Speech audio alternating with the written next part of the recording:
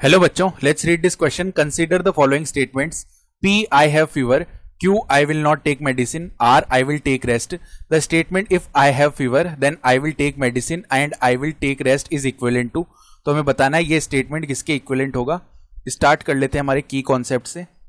तो देखो, जब भी ऐसे लिखा हुआ होता है हमारे पास कि हम बोल सकते हैं A disjunction, B conjunction C, तो ये किसके इक्विवेलेंट होता है. A डिसजंक्शन B, बीच में कंजक्शन आ जाता है, और A डिसजंक्शन C, ऐसे लिख सकते हैं इसको. साथ ही साथ अगर A इंप्लाइज B लिखा हुआ है तो ये किसके इक्विवेलेंट होता है, negation of A disjunction B के.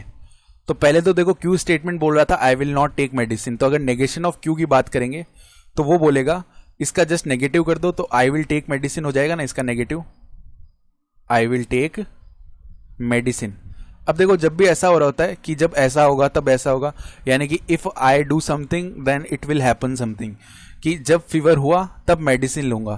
तो यहाँ पे इम्प्लीकेशन लग रहा है, तो इम्प्लीकेशन लगाएंगे. तो जब फीवर होने का स्टेटमेंट है P, if I have fever then क्या करेंगे, तो उसके लिए implication I will take medicine. तो टेक मेडिसिन के लिए स्टेटमेंट है नेगेशन ऑफ क्यू.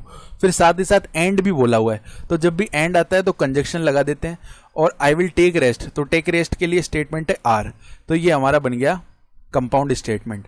अब देखो, ये इम्प्लीकेशन हटाएंगे तो नेगेशन ऑफ पी और disjunction negation of Q conjunction of R. अब जो की कॉन्सेप्ट में सबसे पहले लिखा है वो लगा देते हैं यहाँ पे. हमें क्या मिल जाएगा, नेगेशन ऑफ पी और इसके साथ में डिसजंक्शन नेगेशन ऑफ क्यू, बीच में आ जाएगा conjunction negation of P disjunction R, ये आ जाएगा. और ये हम देख पा रहे हैं कि हमारे ऑप्शन ए में ही है, तो ऑप्शन ए हमारा सही हो जाएगा यहाँ से.